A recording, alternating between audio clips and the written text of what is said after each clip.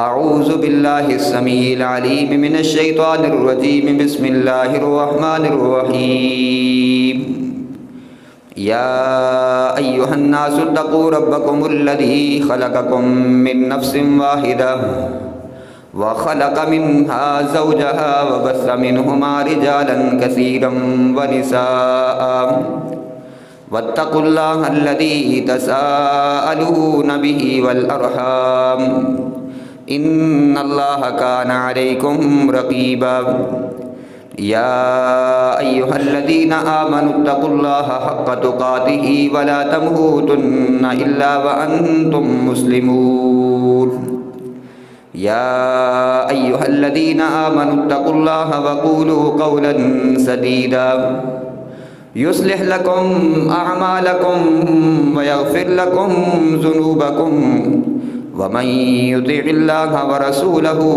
فقد فاز فوزا عظيما أما بعد فإن أصدق الحديث كتاب الله وأحسن الهدي هدي محمد صلى الله عليه وسلم وشر الأمور محدثاتها فإن كل محدثة بدعة وكل بدعة ضلالة وكل ضلالة في النار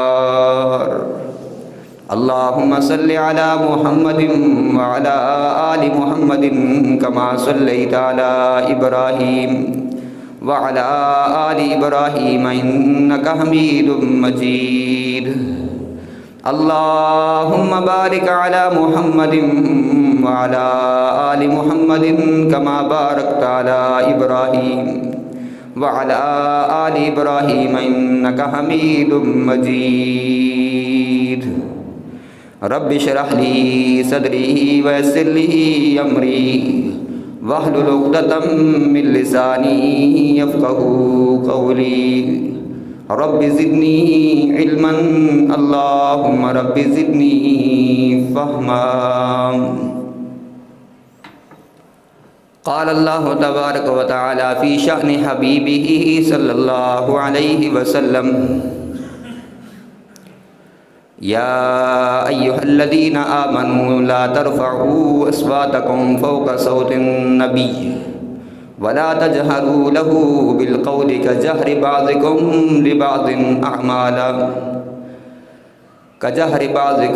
لبعض أن تحبط أعمالكم وأنتم لا تشعرون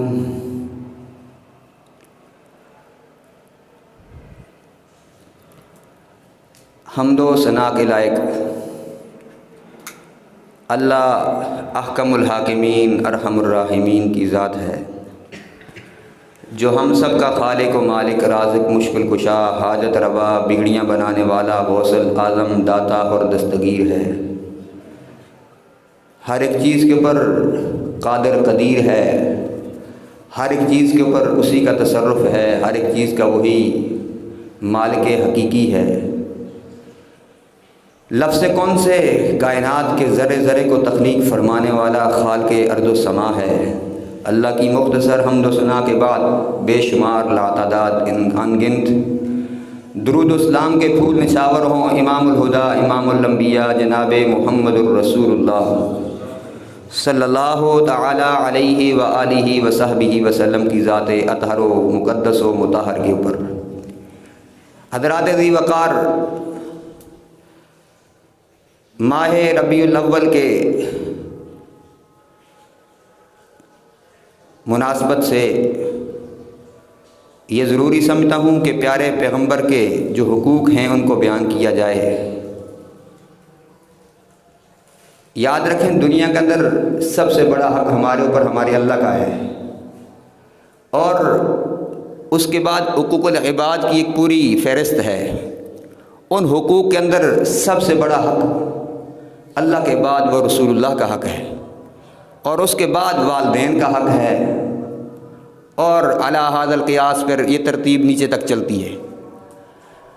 تو سب سے بڑا حق حقوق العباد میں رسول اللہ کا حق ہے صلی اللہ علیہ وسلم، اور حقوق الرسول کے اندر یعنی رسول کے حقوق کے اندر آپ अलैहिस्सलातु वस्सलाम की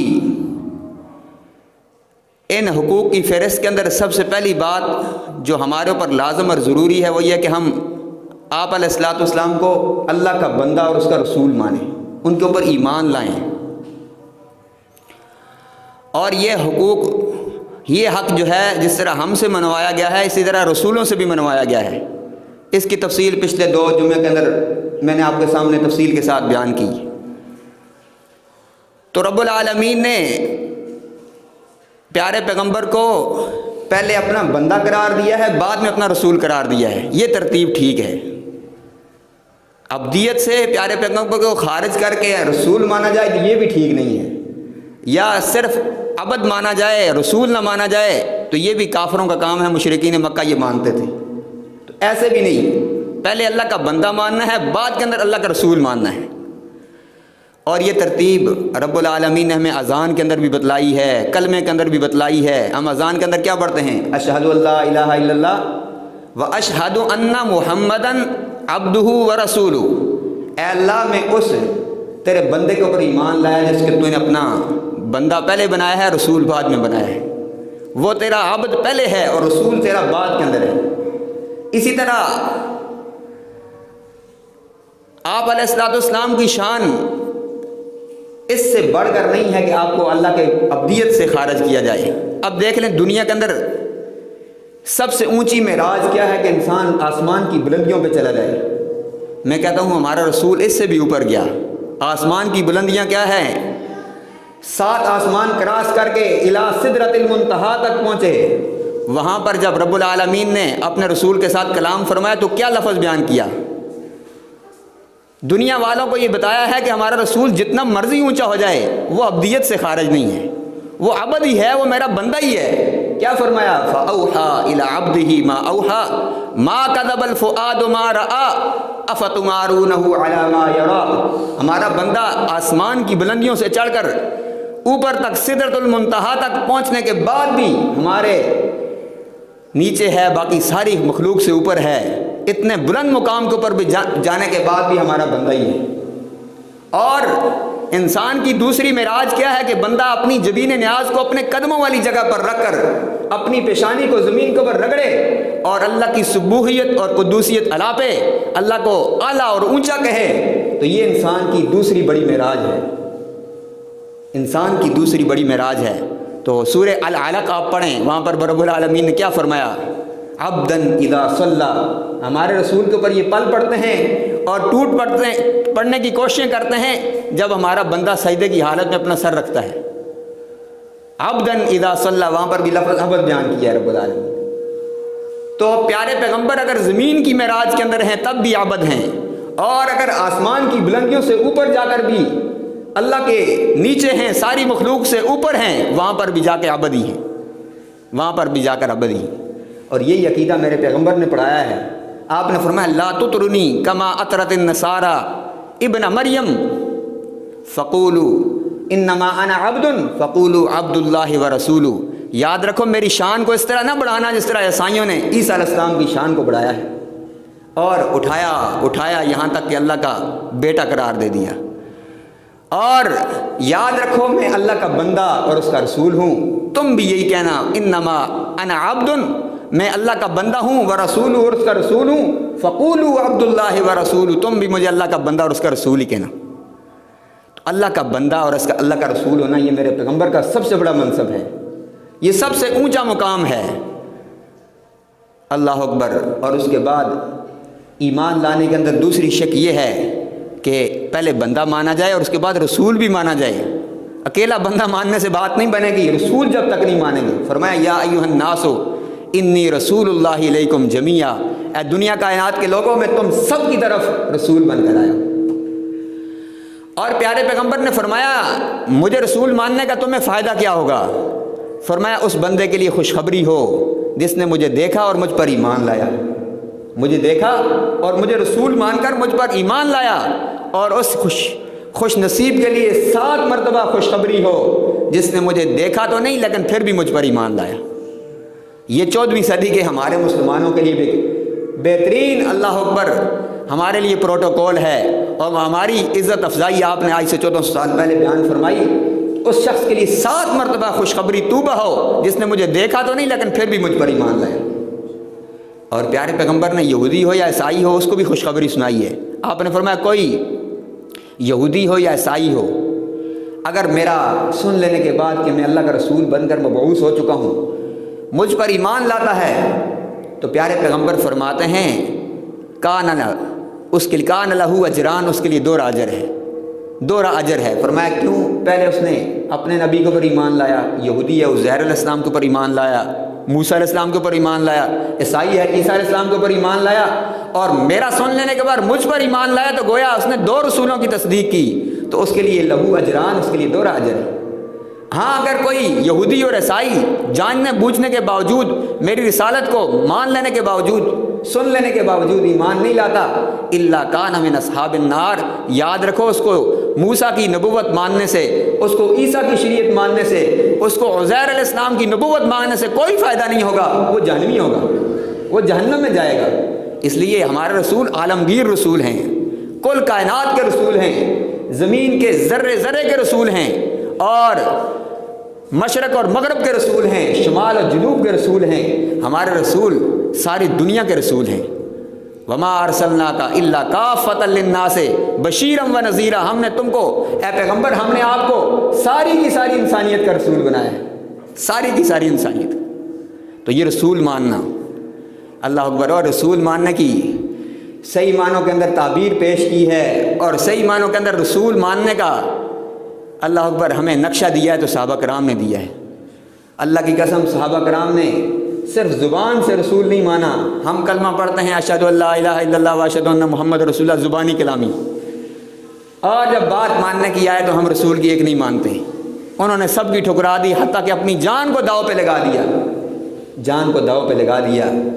سیدنا حبیب بن حبیب انصاری المازنی، مازنی قبیلے کے انصاری صحابی ہیں، اس کو پیارے پیغمبر نے سفیر بنا کر بھیجا مسیلمہ کذاب کی طرف، اپنا مراسلہ دے کر بھیجا۔ تو پیارے پیغمبر کا یہ قاصد جب اس کے پاس پہنچا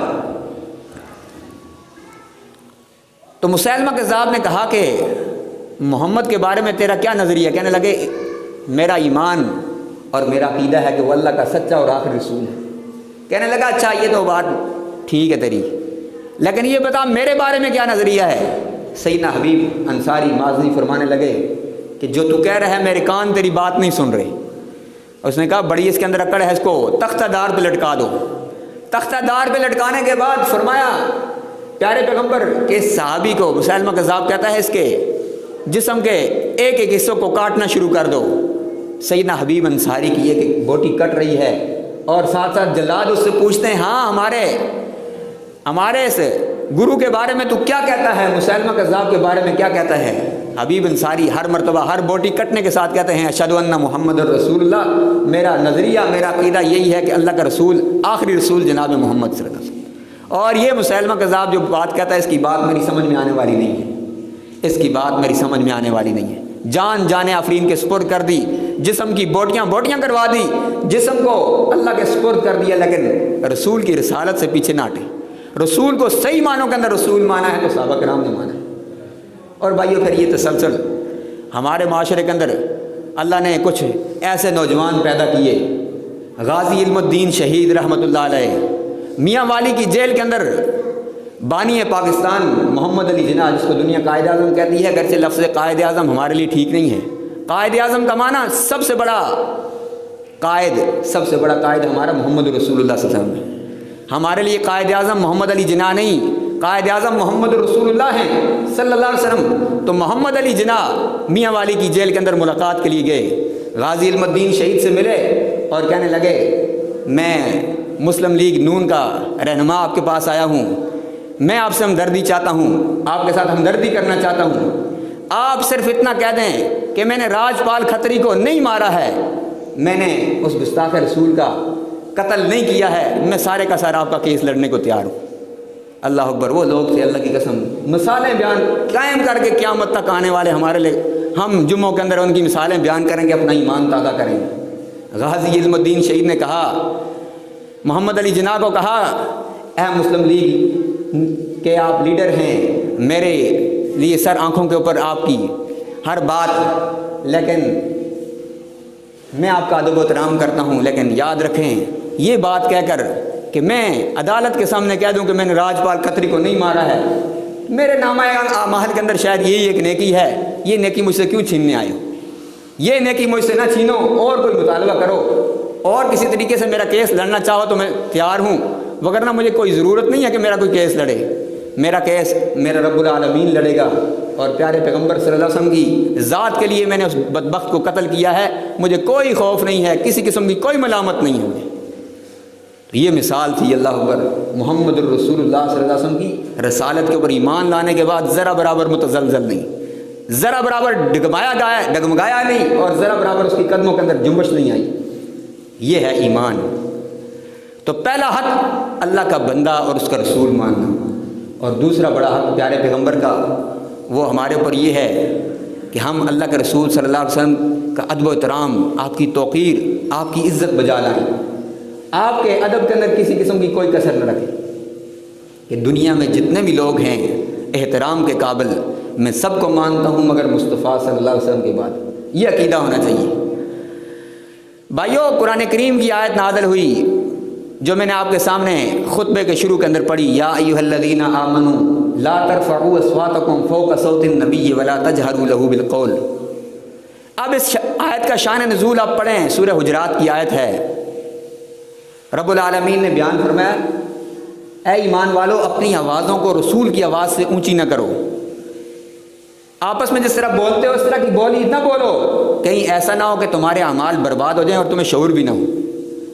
اب اس آیت کا شان نزول یوں بیان کیا گیا ہے صحیح بخاری اور دیگر کتابوں کے اندر، دو وفد آئے پیارے پیغمبر کے پاس مسجد نبوی کے اندر، انہوں نے کلمہ پڑھا، تو پیارے پیغمبر کے دو صحابی، آپ کے شیخین، آپ کے وزیر خاص سیدنا صدیق اکبر اور عمر فاروق بھی بیٹھے ہوئے ہیں محفل کے اندر۔ سیدنا صدیق اکبر کہنے لگے جناب اس وفد کا آپ امیر جو ہے اقرا بن حابس کو بنائیں۔ عمر کہنے لگے نہیں جناب اس کا قعقاع بن معبد کو بنائیں۔ پیارے پیغمبر ابھی تک کوئی فیصلہ نہیں کر پائے، اب آپس میں یہ شیخین تکرار کر رہے ہیں، ان کی بحث کے اندر آواز تھوڑی اونچی ہو گئی قدرے، رب العالمین کا پیارے پیغمبر ابھی تک کوئی فیصلہ نہیں سنایا۔ اللہ اکبر، رب العالمین کو آسمان سے شیخین کی اتنی سی جسارت بھی گوارا نہ ہوئی کہ میرا رسول، میرا قائد و مرشد، میرے بندوں کا قائد و مرشد موجود ہے زمین کے اوپر، وہ ابھی تک فیصلہ نہیں کر پایا تو یہ کون ہوتے ہیں فیصلہ کرنے والے؟ فوراً آسمان سے محبت بری ڈانٹ پلائی اور فرمایا شیخین کہیں ایسا نہ ہو تمہارے اعمال برباد ہو جائیں۔ اللہ اکبر، رونے لگے دونوں، صدیق اکبر اور فاروق دونوں وزیر رونے لگے پیارے پیغمبر کے، اور حدیث بخاری کی ہے۔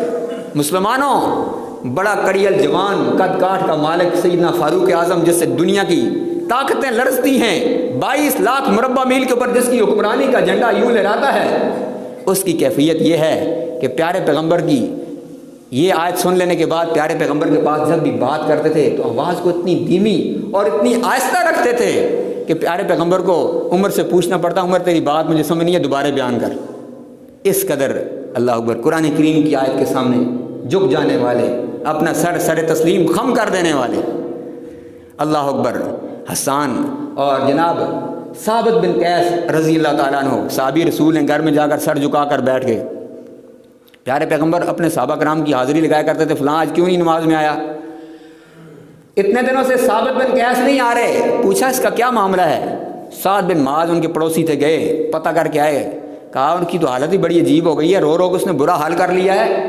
پیارے پیغمبر اس کا تو معاملہ ہی عجیب سا لگ رہا ہے، ہاں پوچھ کے رہو کیا معاملہ ہے، کیوں رو رہا ہے وہ؟ ثابت بن قیس کے پاس سعد بن معاذ گئے، پوچھا، کہنے لگے اللہ نے فرما دیا کہ ایمان والو اپنی آوازیں رسول کے پاس اپنی آواز اونچی نہ کرو، کہیں تمہارے اعمال برباد نہ ہو جائیں۔ میں ذرا اونچی آواز کا مالک ہوں، میری آواز کے اندر جو ہے قدر اونچی ہے، میری آواز فطرتاً اونچی ہے، تو مجھے ڈر لگتا ہے کہیں رسول کے پاس جانے کے بعد میرے عمل برباد نہ ہو جائیں، میں جہنمی نہ ہو جاؤں، اس لیے گھر میں بیٹھنا گوارا کر لیا۔ پیارے پیغمبر کے پاس قاصد واپس گیا، آپ نے فرمایا جا کر میرے ثابت کو خوشخبری سناؤ کہ تو اہل جہنم میں سے نہیں ہے، تو جنت والوں میں سے ہے، تو آیا کر مسجد، تو نمازیں پڑھا کر، تو محفل میں بیٹھا کر، وہ تیری آواز اگر فطرتاً اونچی ہے تو تیرا تو اس میں کوئی قصور نہیں ہے۔ اس قدر وہ پابند تھے۔ اور اس قدر رسول کا ادب و احترام بچا لانے والے. اور مسلمانوں میں تو کہتا ہوں رسول کا اگر ادب و احترام سیکھنا ہے تو سیکھو بابا جی آدم سے.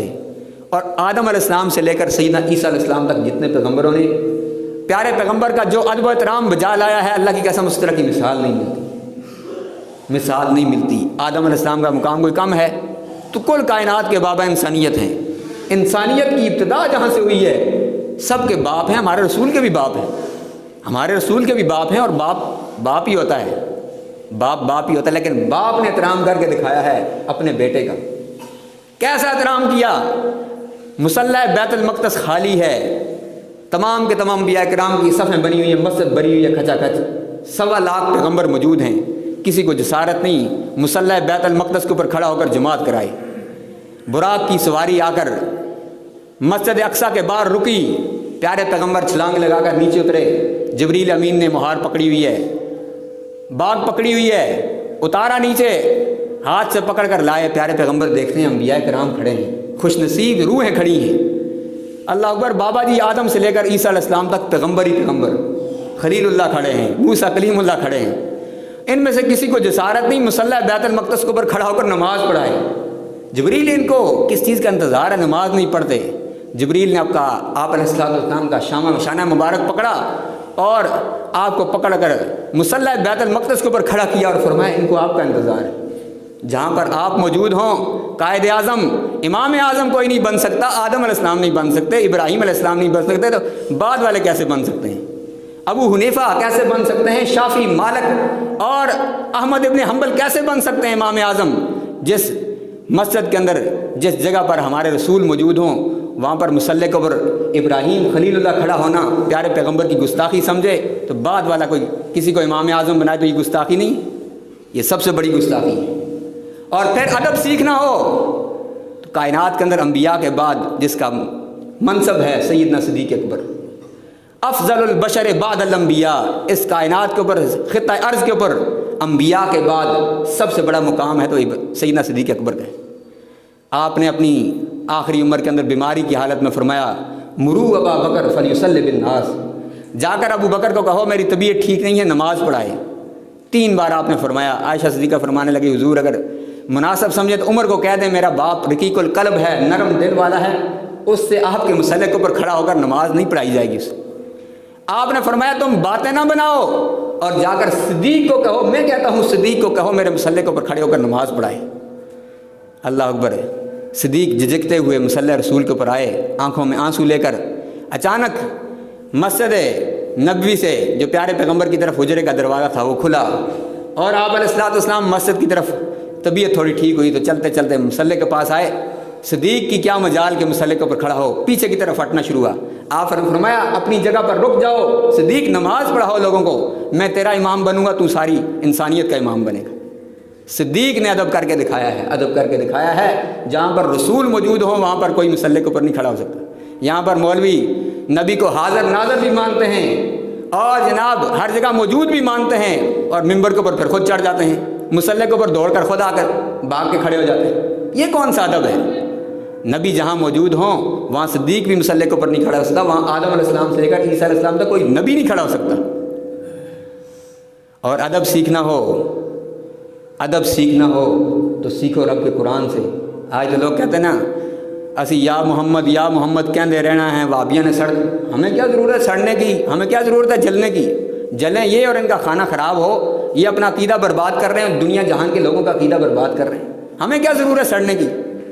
تم نے یا محمد کہتے رہنے. جاؤ پورے قرآن کریم کے اندر رب العالمین نے ادب کر کے ادب کا کرینہ سکھایا ہے.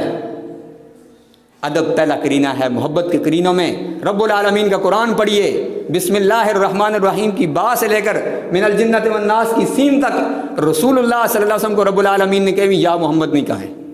4 جگہ پر محمد کا نام آیا ہے لیکن نام اور معنی کے اندر بیان ہوا ہے. جہاں بھی مکارا ہے، مخاطب کیا ہے، یا ایھا النبی، ایھا النبی، یا ایھا الرسول، ایھا الرسول، یہ الفاظ ملتے ہیں، یہ الفاظ ملتے ہیں. سنا ہے آپ ہر عاشق کے گھر تشریف لاتے ہیں، میرے گھر میں بھی ہو جائے چراغاں یا رسول اللہ. اپنے گھر بلانے والے، یہ کون سی ادب کی بات ہے؟ ہمیں تو پتہ لگ جائے رسول کسی پاکستان کی بستی کے اندر آیا، اللہ کی قسم ہمارے چل چل کے قدم کھس جائیں، ہم وہاں تک جائیں گے، ہم اپنے رسول کے پاس جائیں گے، ان کو اپنے پاس نہیں بلائیں گے۔ ادھر والا ادھر بلا رہا ہے، ادھر والا ادھر بلا رہا ہے، رسول ایک ہے، کہاں کہاں جائے گا وہ؟ یہ کون سی ادب کی بات ہے؟ کون سی ادب کی بات ہے؟ اللہ اکبر۔ عروہ بن مسعود ثقفی آیا نمائندہ بن کر، قریش کی طرف سے نمائندہ بن کر آیا۔ پیارے پیغمبر علیہ الصلوۃ والسلام اپنے اصحاب کے درمیان موجود ہیں۔ اس نے کچھ چیزیں دیکھیں اور جا کر قریش کو بتانے لگا، کہنے لگا اے قریش کے لوگوں، کائنات کے رب کی قسم میں نے بڑے بڑے بادشاہوں کو دیکھا ہے، بڑے بڑے میں نے حکمرانوں کو دیکھا ہے، لیکن جس طرح کی ادب و توقیر محمد رسول اللہ صلی اللہ علیہ وسلم کے ساتھی اور ان کی تعظیم کرتے ہیں، اس طرح کی تعظیم میں نے دنیا کے اندر کسی بادشاہ کی نہیں دیکھی۔ کیا کرتے ہیں وہ؟ کہنے لگا وہ ایسا ان کا قائد و مرشد ہے، جب تھوکتا ہے، کھنگارتا ہے، بلغم پھینکتا ہے زمین کے اوپر تو یہ لپک لپک کر اپنے ہاتھ آگے کرتے ہیں، وہ بلغم لے کر اپنے کپڑوں کے اوپر ملتے ہیں۔ وہ وضو کرتا ہے، وضو کا پانی کا قطرہ زمین کے اوپر نہیں گرنے دیتے، اس کو لپک لپک کر اپنے ہاتھوں پہ لیتے ہیں، جسم پہ ملتے ہیں۔ وہ کسی کام کا حکم دیتا ہے، فوراً تعمیل کے لیے بھاگتے ہیں ایک دوسرے سے آگے اٹھ کر۔ یہ نہیں مجھے کہا میں نیچے سر کر لوں، دوسرا جائے گا، نہیں، ہر ایک کوشش کرتا ہے میں جاؤں، رسول کی بات میں مانوں، لپک لپک کر حکم بھی تعمیل کرتے ہیں۔ اور جب آپس میں گفتگو کرتے ہیں رسول کے سامنے اپنی آوازوں کو اونچا نہیں کرتے، اور جب رسول کے سامنے رسول کے ساتھ مخاطب ہوتے ہیں اپنی نظریں اپنے قائد و مرشد کے ساتھ نہیں ملاتے ہیں۔ اللہ کی قسم یہ منظر جو میں نے دیکھا ہے، اس طرح کا منظر میں نے دنیا کے اندر کہیں نہیں دیکھا۔ بڑے بڑے میں نے بادشاہ دیکھے ہیں، بڑے بڑے بادشاہوں کی توقیر کرنے والے دیکھے ہیں، لیکن اس طرح کا منظر میں نے زندگی میں نہیں دیکھا۔ تو بھائیو یہ ادب و احترام یہ مطلوب ہے، یہ ادب و احترام مطلوب ہے، یہ کوئی ادب و احترام نہیں ہے۔ ربیع الاول کے مہینے کے اندر معاف کرنا، ہماری اس پاکستان کی بستی کے اندر بدبختوں نے یہ منظر بھی ہم نے اپنی آنکھوں سے، گناہگار آنکھوں سے دیکھنا تھا۔ پیارے پیغمبر نے تو فرمایا بالوں کی کٹنگ اس طریقے سے کراؤ، پیچھے سے برابر کٹاؤ، آگے سے برابر کٹاؤ، یا تو پورے ہی رکھ لو۔ یعنی پیارے پیغمبر کے بال، زلفیں جو ہوتی تھی یا وفرہ ہوتی تھی یا لمہ ہوتی تھی یا جمعہ ہوتی تھی، یا کندھوں تک ہوتی تھی یا کانوں تک ہوتی تھی یا کانوں سے کندھوں کے درمیان ہوتی تھی، یا آپ علیہ الصلوۃ والسلام بالوں کو منڈوا دیا کرتے تھے، گنجا کراتے تھے حج کے ایام کے اندر۔ پیارے پیغمبر نے فرمایا کہ یہود و نصارہ کی مخالفت کرو، یہ نہ کرو کہ بال پیچھے سے کاٹ دو آگے سے چھوڑ دو، آگے سے کاٹ دو پیچھے سے چھوڑ دو۔ جب بھی بال کٹوانے ہیں ہمیشہ یاد رکھو اصول یہ ہے، بالوں کو برابر حجام کے سامنے بیٹھو، اس کو بتاؤ کہ میرے بال آگے پیچھے سے برابر رکھنے ہیں۔ یہ نہیں پیچھے سے، ہماری اکثر ہم نے دیکھا بڑے بڑے اہل الحدیث داڑھیوں والے پیچھے سے بال زیادہ کٹے ہوئے ہیں، آگے سے چھوڑے ہوئے ہیں، یہ طریقہ ٹھیک نہیں ہے۔ اور میری ان گنہگار آنکھوں نے فیس بک کے اوپر ایک تصویر دیکھی، بدبخت کی، مسلمان ہے، کلمہ پڑھنے والا ہے، اس نے بالوں کی کٹنگ کرائی، یہاں پر کٹنگ کے اندر اس نے محمد صلی اللہ علیہ وسلم کا نام لکھوایا، سارا کا سارا سر گنجا ہے، اور گنجے کے اندر سے اس نے کچھ بال اس طرح بنایا کہ محمد کا نام بالوں کے اندر لکھا ہوا ہے۔ اگر یہ گستاخی فرانس والے کریں، ہم چیختے ہیں چلاتے ہیں، تو مسلمان ہو کر کلمہ پڑھ کر گستاخی کرے تو دل تو دکھتا ہے، دل تو زخمی ہوتا ہے۔ یہ کون سی ادب کی باتیں ہیں؟ اللہ اکبر۔ محمد کا نام کیک کے اوپر لکھ کر اس کیک کے اوپر چھریاں چلائی گئیں۔ 12 ربیع الاول کو کیک کاٹا گیا، اس محمد کے نام کے اوپر چھریاں چلائی گئیں۔ بتاؤ یہ کون سی ادب کی بات ہے؟ یہ گستاخی نہیں تو کیا ہے؟ اور یہ گستاخی نہیں تو کیا ہے؟ اور رہی بات فرانس کے چوڑوں کی، ان کے لیے میں ایک پیغام کہ یاد رکھو یہ وہ لوگ ہیں، فرانس والے، ان کی بدبختی ان کے اوپر غالب آتی رہی ہر سال، یہ ہر 4-5 سال بعد گستاخی کرتے ہیں۔ 2015 کے اندر کی، اس سے پہلے 2009 کے اندر بھی غالباً انہوں نے کی، اس طرح 5-6 سالوں کے بعد ان کو دورہ پڑتا ہے رسول کی گستاخی کرنے کا۔ اور میں ان کے بارے میں یہی کہوں گا کہ رب کے قرآن نے کہا عُتُلٍّ بَعْدَ ذَلِكَ زَنِيمٌ، رسول کی گستاخی کرنے والا کوئی حلال زادہ ہو ہی نہیں سکتا۔ یہ سارے حرام زادے ہیں، ان کی نہ باپ ہے، ان کی نہ مائیں ہیں، ان کو کیا ہے؟ اور جن کے باپ ہوتے ہیں ان کی میں آپ کے سامنے مثال بیان کرتا ہوں۔ جس کا باپ تھا اس نے یہ کتاب لکھی ہے، جس کا باپ معلوم تھا، یہ عیسائی مائیکل ہارٹ کی کتاب ہے میرے ہاتھ کے اندر، 100 عظیم شخصیات، بندے نے کتاب لکھی، اللہ کی قسم عیسائی ہونے کے باوجود یہ کتاب آپ کے سامنے ہے۔ عیسیٰ علیہ السلام کا یہ نام آپ دیکھ سکتے ہیں، حضرت عیسیٰ علیہ السلام۔ یہ پہلے نام کس کا آپ کو ٹائٹل کے اوپر غور مہر لگی نظر آ رہی ہے، یہ محمد رسول اللہ صلی اللہ علیہ وسلم کا نام ہے۔ ایک عیسائی ہونے کے باوجود اس نے 100 عظیم شخصیات کی کارناموں کے اوپر مرتب کر کے کتاب لکھی ہے، جنہوں نے دنیا کے اندر انقلاب بپا کیا ہے۔ ان کے اندر سب سے پہلا نام لکھنے پر مجبور ہوا محمد رسول اللہ سے۔ پوچھنے والوں نے پوچھا تو عیسائی ہے، تو نے کیسے لکھا، کیسے لکھ کیا؟ کہنے لگا میں نے پوری دنیا کی تحقیق کی ہے، ہر شخص کا میں نے کوئی نہ کوئی استاد پایا ہے، ہر شخص کا، نبی کے علاوہ ہر شخص کا کوئی نہ کوئی استاد پایا ہے، لیکن محمد رسول اللہ صلی اللہ علیہ وسلم ایسی شخصیت مجھے معلوم ہوئی ہے جس کا دنیا کے اندر کوئی استاد نہیں۔ کسی کے 5 استاد ہوتے ہیں، کسی کے 10 استاد۔ اس شخص نے براہ راست رب العالمین سے بذریعہ وحی رب العالمین سے علم حاصل کیا، اور اس علم کے ذریعے اس نے دنیا کے اندر تہلکہ مچا دیا، انقلاب برپا کیا۔ میرا عیسائی ہونے کے باوجود میں لکھنے پر مجبور ہوں۔ 100 عظیم شخصیات کے اندر سر فہرست نام ہے تو محمد صلی اللہ علیہ وسلم کا۔ اس کا باپ تھا، یہ حلال زادہ تھا، اس نے کتاب لکھی ہے۔ اور جتنے بھی یہ چوڑے اور فرانس کے جتنے بھی گڈر صاف کرنے والے عیسائی یہودی گستاخیاں کرتے ہیں، در حقیقت ان کا باپ نہیں ہے، ان کی مائیں ہیں۔ یہ اپنی نام کے ساتھ اپنی ماں کی ولدیت لکھاتے ہیں، باپ کی ولدیت نہیں لکھاتے، اس لیے اس طرح کی حرکتیں کرتے ہیں، مسلمانوں کا دل زخمی کرتے ہیں، ہمارے جذبات کو مجروح کرتے ہیں اور ہمارے رسول کی گستاخی کرتے ہیں۔ اللہ ان بدبختوں کو ہدایت نصیب فرمائے، اگر ان کے مقدر کے اندر ہدایت نہیں ہے اللہ ان کو تباہ و برباد فرمائے۔ اقول قولی ھذا واستغفر اللہ لی ولکم ولسائر المسلمین واستغفروہ انہ ھو الغفور الرحیم۔